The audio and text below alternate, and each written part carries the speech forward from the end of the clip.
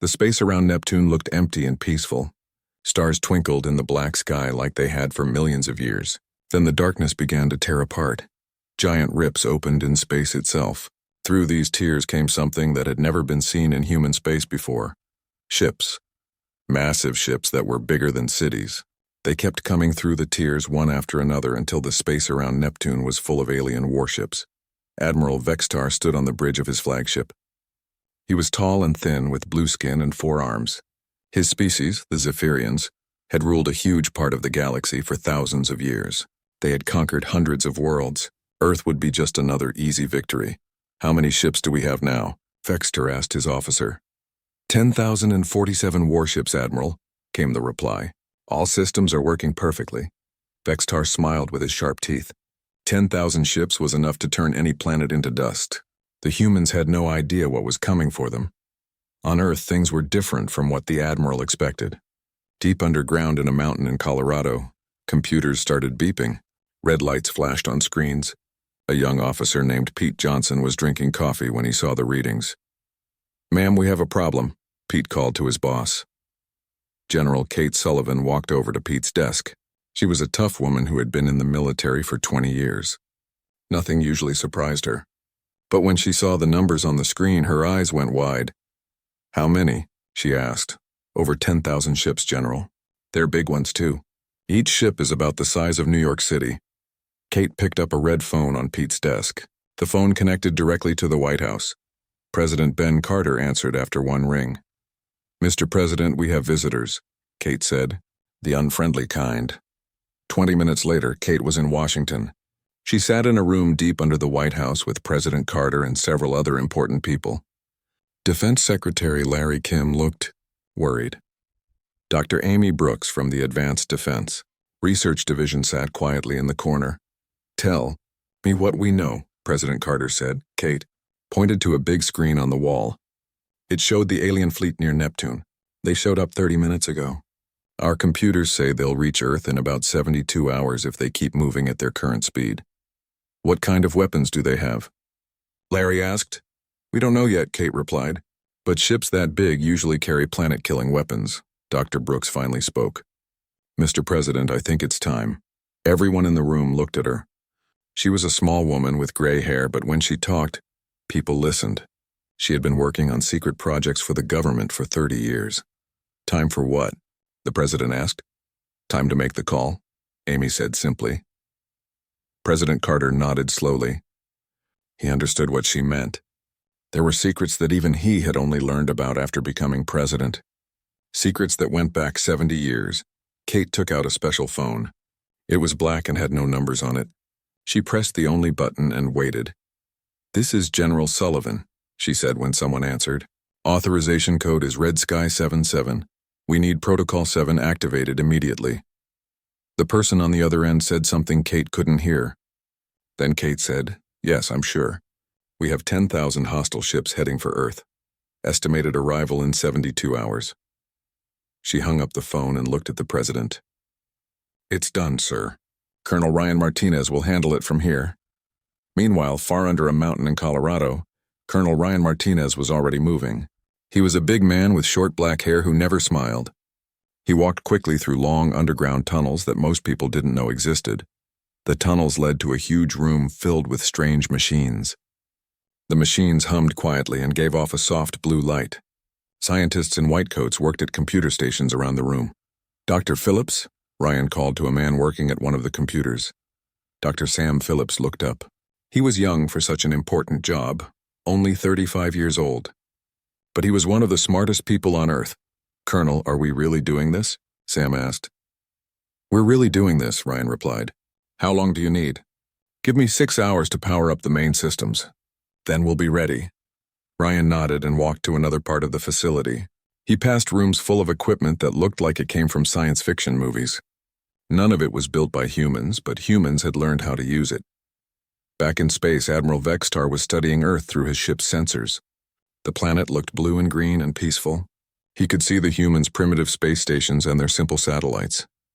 "They have no defense fleet," his weapons officer reported. "No planet shields. No orbital weapons platforms. This will be easier than I thought," Vextar laughed. The humans don't even know we're here yet. When they finally detect us, they'll probably try to surrender. Most primitive species do, but the Admiral was wrong. Humans had detected them within minutes of their arrival, and humans were not planning to surrender. On Earth, in a small office in Texas, Captain Lisa Stone was making phone calls. Each call was to someone who had been waiting for this day for many years. People who had special jobs and special knowledge. The time has come, she told each person. Protocol 7 is active. Report to your stations. All around the world, in hidden facilities that most governments didn't know about, people were getting ready. They had been preparing for this moment their entire lives. Their parents had been preparing. Their grandparents had been preparing. In Antarctica, Dr. Helen Davis stood in front of a massive metal door that had been sealed for 50 years. The door was built into the ice itself. Strange symbols were carved into the metal, symbols that no human language could translate. "Open it up," Helen told her team. The door opened slowly, making sounds like breaking ice. Beyond the door was a room that had been waiting in the dark for a very long time. In the center of the room was something that didn't belong on Earth. Something that had crashed there long before humans built cities. Back in space, Admiral Vexitar gave his orders. "Begin moving toward the third planet. Standard invasion formation. Prepare all weapons." The Zephyrian fleet began moving toward Earth. 10,000 warships, each carrying enough firepower to destroy a continent. The Admiral was confident. He had conquered hundreds of worlds. Earth would fall in minutes once the attack began. But Admiral Vexitar didn't know about the secrets hidden under Earth's ice and mountains. He didn't know about the technology that humans had found and learned to use. He didn't know that Earth had been preparing for this day since 1952. The countdown to Earth's defense had begun. And the aliens had no idea what was waiting for them. Admiral Vexitar walked around his command center with confidence. His forearms moved as he pointed at different screens showing Earth. The planet looked so small and helpless. From where his fleet waited, "Show me their defenses again," he ordered. The main screen changed to show Earth's military. There were a few space stations, some old satellites, and ships that could barely leave their own planet. Vexitar had seen children's toys that looked more dangerous. "Admiral, they have nuclear weapons," his science officer reported. "But primitive ones. They could only destroy a few of our smaller ships." Vexitar laughed with all four of his mouths. "Nuclear weapons, how cute. We stopped using those 1,000,000 years ago." He turned to his weapons officer. "How long to charge our planet crackers?" 12 hours, Admiral. We could turn their whole planet into space dust if you want." No, Vexitar said, waving his arms. "We need the planet in one piece. There might be useful minerals there. Just destroy their cities and military bases. Leave the rest." The Admiral walked to a window that showed the vast fleet around him. Every ship was a masterpiece of Zephyrian engineering. His people had built an empire that stretched across half the galaxy. They had conquered species that were thousands of years older than humans. "This will be the easiest conquest in our history," Vexitar said to himself. On Earth, things were moving much faster than the Admiral realized. In the hidden facility under Colorado, Dr. Sam Phillips was working with machines that hummed with strange energy. The blue light from the machines was getting brighter. "How are we looking, Sam?" Colonel Ryan Martinez asked. "The power levels are climbing fast," Sam replied, checking his computers. "These machines work better than we expected. We'll be ready in 4 hours instead of 6. Ryan nodded and walked to another part of the facility. He stopped at a secure door and pressed his hand on a scanner. The door opened to reveal a room that looked like it came from a science fiction movie. In the center of the room was a chair surrounded by strange devices. A woman sat in the chair with wires connected to her head. Her name was Maria Santos, and she was one of only 12 people on Earth who could use the ancient technology they had found. "How do you feel, Maria?" Ryan asked. Maria opened her eyes. They glowed with a soft blue light that matched the machines. "I can feel them out there, Colonel. 10,000 ships all thinking they're going to win. Can you handle that many?" Maria smiled. "These machines make me feel like I could move mountains. 10,000 ships won't be a problem." Ryan left Maria to her preparations and walked to the main control room. Dr. Phillips was there with 20 other scientists, all working at different stations. Numbers and symbols moved across their screens in patterns that would have looked like magic to most people. "Status report," Ryan said. "All stations are online," Dr. Phillips replied. We have connections to the facilities in Antarctica, Brazil, Russia, and Japan. The network is almost complete. Ryan picked up a secure phone and called General Sullivan. "Ma'am, we'll be ready in 3 hours." "Good," Kate's voice came through the phone. "The president wants to know if you're confident this will work." Ryan looked around the room at all the impossible technology they had learned to use. "Ma'am, this technology destroyed an entire star system in the wrong hands. In our hands, it should work just fine." While Ryan was talking, Captain Lisa Stone was in a different facility on the other side of the country. She stood in front of a massive computer that was older than she was. The computer had been built using designs found in Antarctica 50 years ago. "Computer, show me the alien fleet," Lisa said. The screen filled with an image of the Zephyrian ships. Each ship was bigger than anything humans had ever built. Their weapons could turn cities into glass. Their shields could stop nuclear explosions. "Computer, calculate their maximum firepower," Lisa continued. Numbers appeared on the screen. The total firepower of the alien fleet was enough to destroy Earth's surface 10 times over.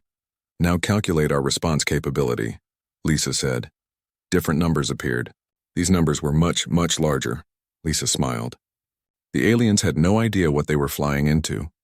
In Antarctica, Dr. Helen Davis stood in the ancient chamber they had opened. The room was cold, but the machines inside gave off warmth. Strange symbols glowed on the walls. The symbols had been there when humans first found this place in 1952. "Doctor, we're getting readings from the other facilities," one of her assistants said. "They're all powering up at the same time." Helen looked at a device that looked like it was grown instead of built. It was smooth and curved and made of a metal that didn't exist anywhere else on Earth. "That's what it's supposed to do," she said. "All the facilities are connected. When one wakes up, they all wake up." The device began to glow brighter. Helen could feel energy building up in the room. It was the same energy that had once powered ships that could travel between galaxies in seconds. Back in space, Admiral Vextar received a report from his scouts. They had moved closer to Earth to get better information about human defenses. "Admiral, we've intercepted some of their communications," the scout leader reported. "They know we're here, but they're not panicking. They seem very calm." Vextar found this interesting. Most primitive species either panicked or tried to surrender immediately when they saw his fleet. But humans seemed to be acting like they had a plan. "Maybe they think their friends will help them," Vextar said. "Do they have any allies?" "No, Admiral. As far as we can tell, they've never made contact with any other species. They're completely alone. Then why aren't they afraid?" Vextar wondered out loud. His science officer had an answer. "Maybe they're too primitive to understand how much danger they're in. Some species are too stupid to know when they should be scared." Vextar accepted this explanation. It made sense. Humans had only been in space for a few decades. They probably didn't understand how powerful the Zephyrian Empire was. "How much longer until we reach their planet?" he asked. 18 hours, Admiral." "Good. Send them a surrender message. Tell them that if they give up now, we'll only destroy half their cities instead of all of them." The message was sent toward Earth at light speed. It would take several hours to reach the planet. Vextar expected the humans to respond with fear and begging, but on Earth, when the message arrived, something very different happened. President Carter read the alien message in the Situation Room under the White House. General Sullivan, Defense Secretary Kim, and Dr. Brooks were all there with him. "They want us to surrender," the president said after reading the message. "What should we tell them, sir?" Larry Kim asked. Dr. Brooks spoke up. "Nothing. Don't respond at all. Why not?" President Carter asked. "Because in 16 hours there won't be anyone left to talk to," Amy replied calmly. She looked at her watch. Around the world, the ancient machines were almost ready. 70 years of preparation were about to pay off. General Sullivan received a call on her secure phone. She listened for a moment, then hung up. "Mr. President, Colonel Martinez reports that all systems are ready. We can begin the final sequence anytime you give the order." President Carter thought about the 10,000 ships heading toward Earth.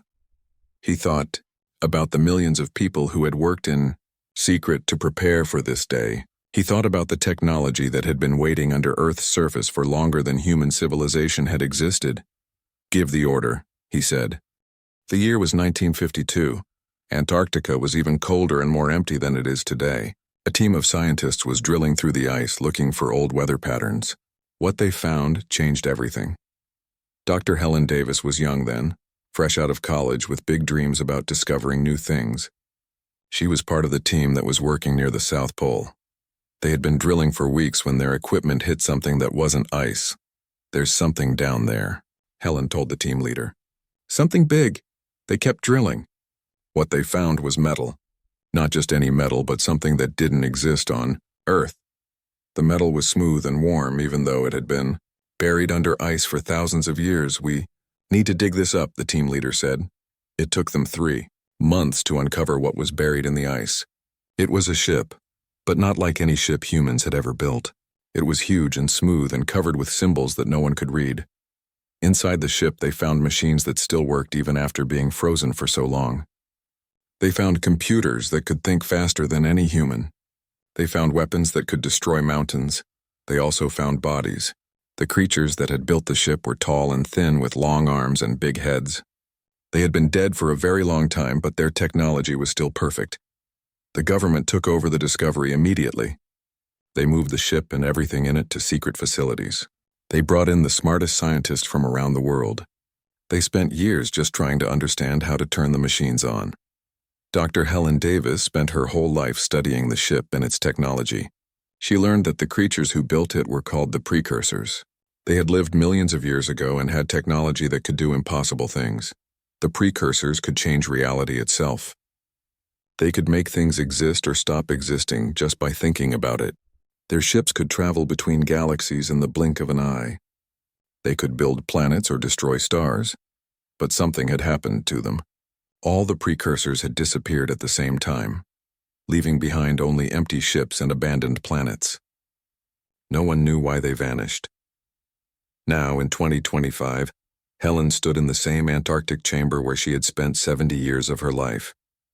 The precursor machines around her were finally ready to be used for their original purpose. Dr. Davis, one of her assistants, said, "We're receiving the final activation codes from Colorado." Helen looked at the main precursor device in the center of the room. It was a sphere made of the same strange metal as the ship. Symbols were appearing on its surface, glowing brighter and brighter. "How many other facilities are online?" Helen asked. "All of them, Doctor. Colorado, Brazil, Russia, Japan, and the underwater station in the Pacific." "The network is complete," Helen smiled. After 70 years, humans were finally going to use precursor technology the way it was meant to be used. In Colorado, Colonel Ryan Martinez was watching his own set of precursor machines come to life. The blue glow was so bright now that everyone in the room had to wear special glasses. "Colonel, we're receiving power from all the other facilities," Dr. Sam Phillips reported. "The network is sharing energy exactly like the old record said it would." Maria Santos was still sitting in the chair surrounded by precursor devices. The blue glow in her eyes was brighter now. She could see things that no normal human could see. "I can see their fleet," she said in a voice that sounded different from before. 10,000 ships. They think they're so powerful. They have no idea what's about to happen to them." Ryan walked over to Maria's chair. "Are you still you in there, Maria?" She turned to look at him, and her smile was completely human. "I'm still me, Colonel, but now I'm also connected to something much bigger. I can feel the network. I can feel the power building up." "How much power are we talking about?" Ryan asked. Maria closed her eyes for a moment. When she opened them, they were glowing even brighter. "Enough to rewrite the laws of physics in a space the size of our solar system." Dr. Phillips looked up from his computer. "Colonel, we just got word from the White House. President Carter has given the final authorization." Ryan nodded and picked up his secure phone. "All stations, this is Colorado Control. We are go for Protocol 7. Repeat, we are go for Protocol 7. Around the world, similar messages were being sent. In Brazil, deep in the Amazon rainforest, Captain Jake Turner was standing next to precursor machines that had been hidden there for decades. The trees around the facility were older than most countries, but the technology inside was older than human civilization. "São Paulo Control to Colorado Control," Jake said into his radio. "All systems green. We are ready to proceed." In Russia, in a facility built inside an abandoned mine, Major Peter Wilson was watching precursor devices that had been carefully transported from Antarctica years ago. The mine was cold, but the machines made everything warm. "Moscow Control to Colorado Control," Peter reported. "Power levels at maximum. Standing by for your signal." In Japan, On a small island that didn't appear on most maps, Dr. Nancy Brown was surrounded by precursor technology that had been integrated with human computers. The combination of alien and human engineering had taken 30 years to perfect. Tokyo Control to Colorado Control, Nancy said. All connections verified. The network is stable and ready. The last facility was completely underwater in the middle of the Pacific Ocean. Captain Steve Miller was 1,000 feet below the surface. In a base that officially didn't exist, the precursor machines here had been modified to work underwater, which had been one of the hardest engineering challenges humans had ever solved. Pacific Control to Colorado Control, Steve reported. Underwater systems are functioning perfectly. We can feel the network connecting. Back in Colorado, Ryan Martinez looked around the room at all the impossible technology that humans had learned to master. 70 years of work by thousands of the smartest people on Earth had led to this moment. All stations prepare for activation sequence, Ryan announced. Maria, are you ready? Maria Santos opened her eyes and looked at him. The blue glow was so bright now that she looked more like an angel than a human, but her voice was still her own. I've been ready for this my whole life, Colonel. Dr. Sam Phillips began the final countdown. Network activation in 10 seconds, 9, 8, 7. Around the world in 6 different locations. Precursor machines that had waited for millions of years finally began to do what they were designed to do. 6, 5, 4. In space, Admiral Vextar was looking at Earth through his ship's main viewer. The planet looked peaceful and defenseless. He was already planning where to build the first Zephyrian colony. 3, 2, 1. Network activation now, Dr. Phillips announced. The change was immediate. Every precursor machine in every facility around the world came alive at the same moment. The power they generated was beyond anything humans had ever imagined. It was the power to change reality itself. Maria Santos felt the full force of the network flow through her mind. For a moment she could see everything. She could see every star in the galaxy. She could see time itself bending around the precursor technology. And she could see 10,000 alien ships that had no idea what was about to happen to them. I can see them, she said. I can see all of them. They're so small compared to what we can do. Colonel Martinez looked at his instruments. Energy readings were off the charts. The facility was drawing power from sources that human science didn't even understand. Maria, can you target the entire fleet at once? He asked. She smiled, and for a moment the blue glow in her eyes flickered like stars. Colonel, I can do things that the precursors themselves never dreamed of. Humans have always been good at improving on other people's ideas. In space, Admiral Vextar stood on his command bridge feeling confident about the coming battle. Earth was now close enough that he could see it clearly on his main screen. The blue and green planet looked beautiful and completely helpless. Admiral, we are now within weapons range, his tactical officer reported. Excellent, Vextar said, using all 4 of his arms to point at different parts of the planet. Target their major cities first. I want them to see their capitals burning before they surrender. The weapons officer began charging the main guns. Each ship in the fleet had weapons powerful enough to destroy entire continents. 10,000 such ships could turn Earth into a dead rock in minutes. Weapons charged and ready, Admiral, came the report. Vextar smiled with all his sharp teeth. This was the moment he lived for. The moment when another primitive world learned the power of the Zephyrian Empire. Fire at will, he commanded. But at that exact moment, something impossible happened. On Earth, in the facility hidden under the Colorado mountains, Maria Santos felt the alien weapons powering up. Through the precursor network, she could see energy building up in every one of the 10,000 ships. They're about to fire, she told Colonel Martinez. Then it's time to show them what humans can do, Ryan replied. He turned to Dr. Phillips. Initiate quantum cascade. Dr. Phillips pressed a series of buttons that activated the most powerful technology ever discovered.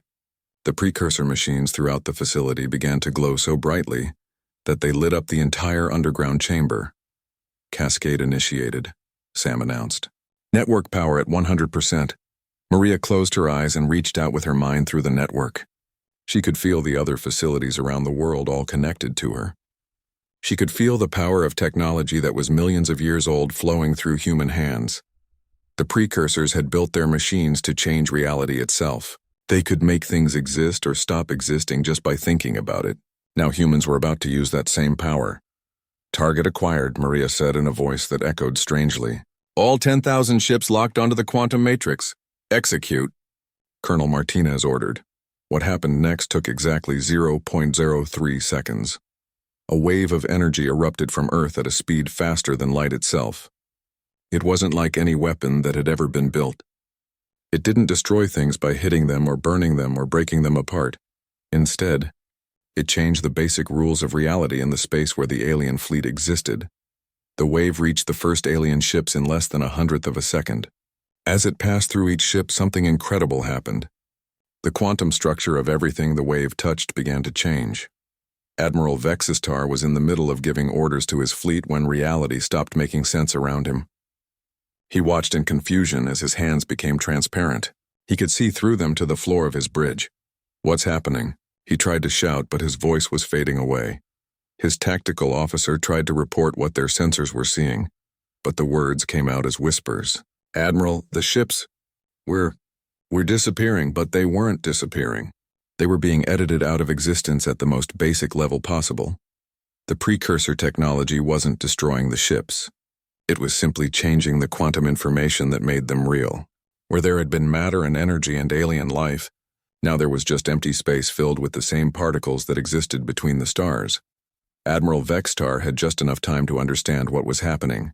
The humans hadn't built weapons to fight his fleet. They had found technology that could rewrite the laws of physics themselves. His last thought before he stopped existing was that the Zephyrian Empire had made a terrible mistake. The quantum cascade continued outward from Earth, reaching every single ship in the alien fleet in the same instant. 10,000 warships that had conquered hundreds of worlds simply stopped being real. In the space where the massive fleet had been floating just moments before, there was now nothing but empty vacuum and the faint background radiation that existed everywhere in the universe. On Earth, in the Colorado facility, Maria Santos opened her eyes. The blue glow was gone, and she looked completely human again. Target eliminated, she said calmly. Dr. Phillips stared at his instruments in amazement. Maria, the energy readings just dropped to 0. The cascade worked perfectly. Colonel Martinez activated his communication system. All stations report status. One by one, reports came in from around the world. São Paulo control reporting. All systems normal. No alien contacts detected. Moscow control reporting. Quantum field returned to baseline. Operation successful. Tokyo control reporting. Network shutdown complete. No hostile forces detected. Pacific control reporting.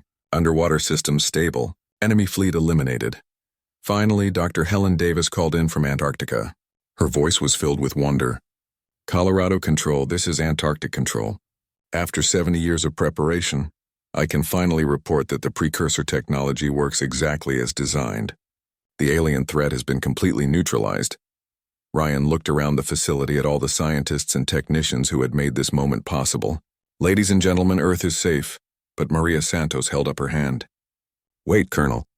I'm still connected to the network. There's something else out there. Ryan felt his heart skip a beat. More ships?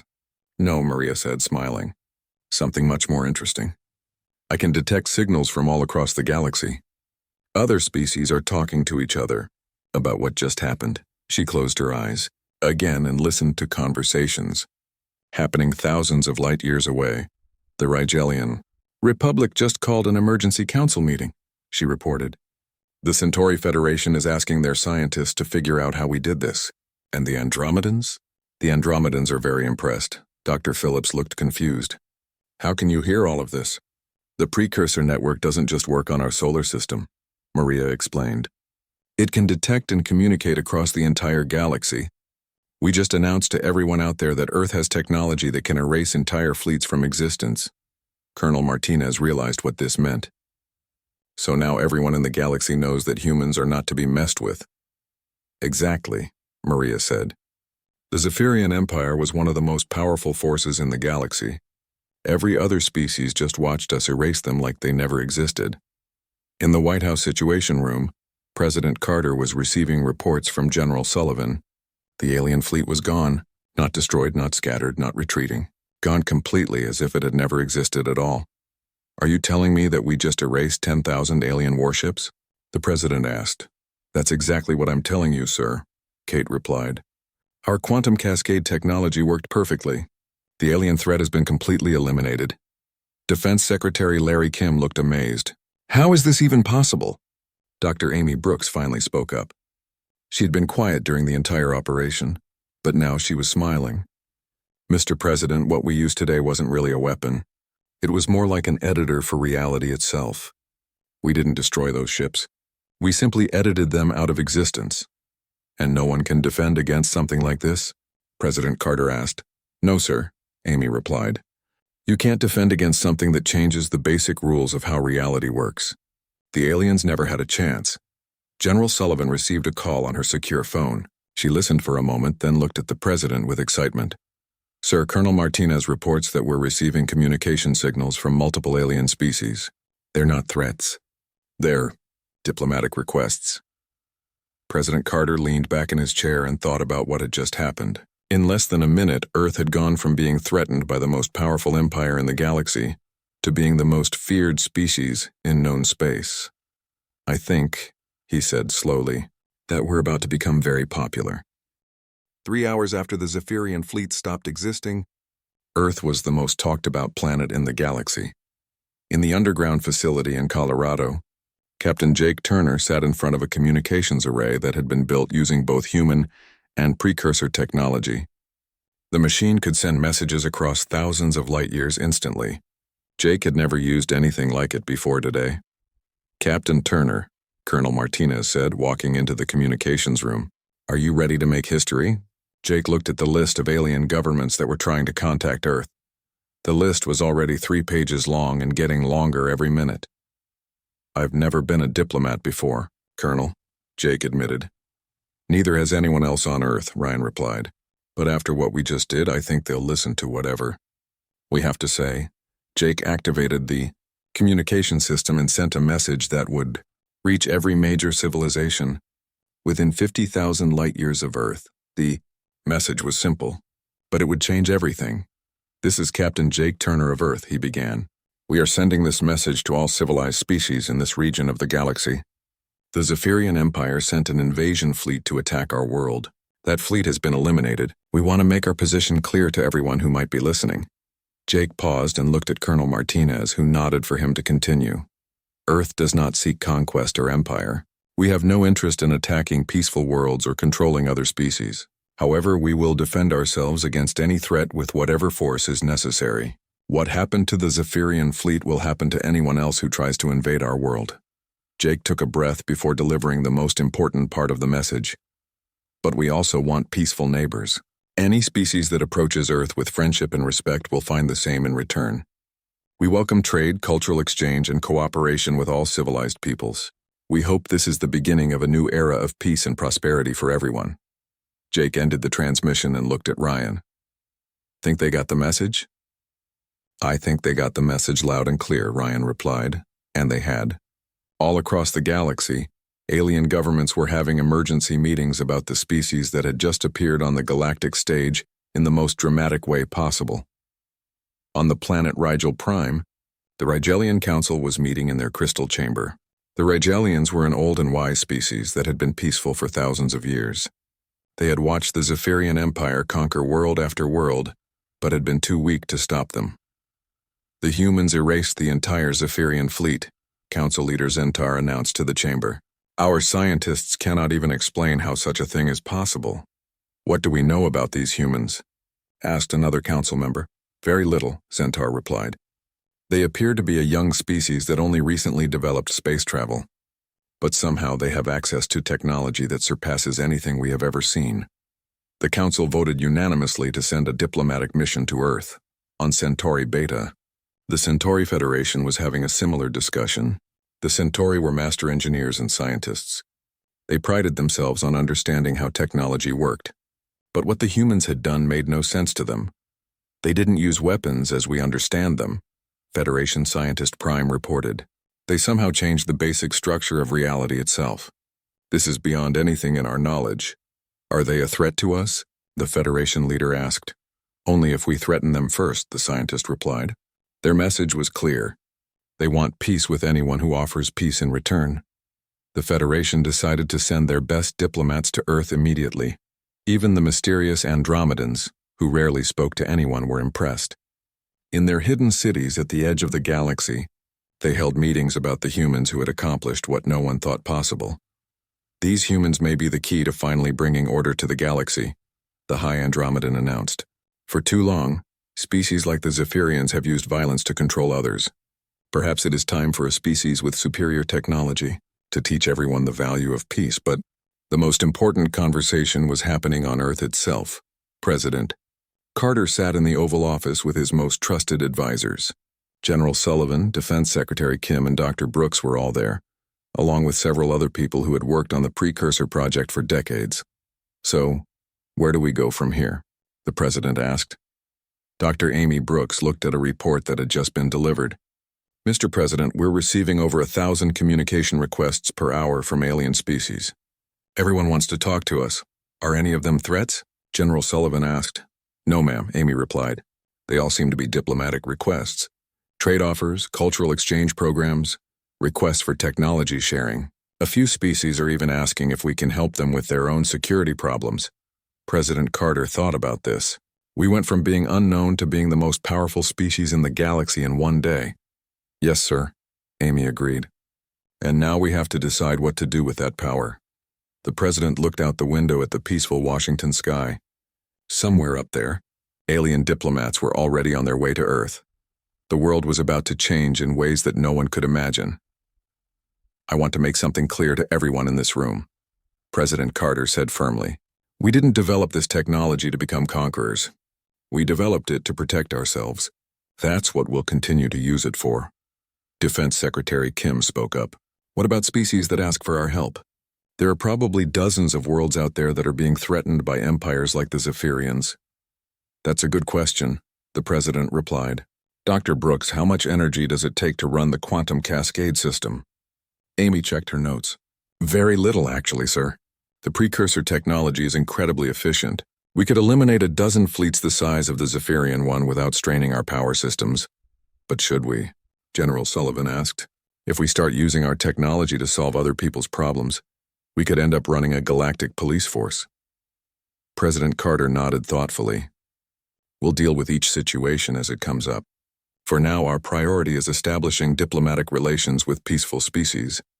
3 days later, the first alien diplomatic ship arrived at Earth.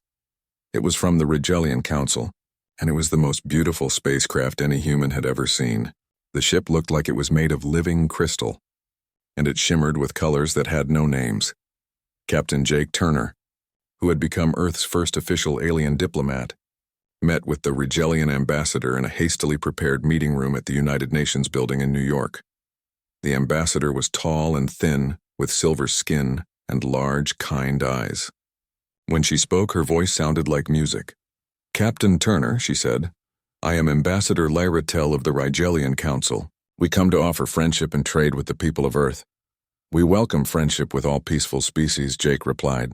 What can Earth offer the Rigelian people? Your protection, Lyra Tell said simply. The Zephyrian Empire had been threatening our world for years. Now that they are gone, we can live in peace. But there are other dangerous empires out there. If any of them threaten Rigel, would Earth consider helping us? Jake thought carefully before answering. This was exactly the kind of question President Carter had said they would face. Ambassador, Earth will always defend peaceful species against unprovoked aggression. But we hope that our reputation will prevent such attacks from happening in the first place. Lyra Tell smiled. Captain Turner, you have no idea how much hope your words bring to peaceful species throughout the galaxy. Over the following weeks, more diplomatic ships arrived. The Centauri Federation brought offers of advanced engineering knowledge. The Andromedans offered to share maps of distant galaxies. Dozens of smaller species brought gifts and requests for friendship. But the most interesting visitor was someone no one expected. Dr. Helen Davis was still in Antarctica, studying the precursor ship that had started everything, when she detected something unusual. A ship was approaching Earth, but it wasn't like any of the diplomatic vessels they had been receiving. This ship was old, older than human civilization, older than the Zephyrian Empire. It was a precursor ship and someone was still alive inside it. Helen called President Carter immediately. "Mr. President, we have a situation," she said. "There's a precursor ship approaching Earth, and our scans show that someone is alive on board." President Carter felt his heart racing. "I thought all the precursors were extinct." "We thought so too," Helen replied. "But apparently at least one of them survived. And now they're coming home." The precursor ship landed in Antarctica, near the site where the first ship had been found 70 years ago. When the door opened, a tall figure stepped out. The precursor looked almost exactly like humans, except for their silver eyes and the fact that they seemed to glow with a soft inner light. "I am Zarathul," the precursor said in perfect English. "I have been sleeping in deep space for 1,000,000 years, waiting for someone worthy to use our technology. You have proven yourselves worthy." Dr. Helen Davis, now an old woman who had spent her entire life studying precursor technology, stepped forward. "We found your ship in 1952, she said. "We've been learning from your people's knowledge ever since.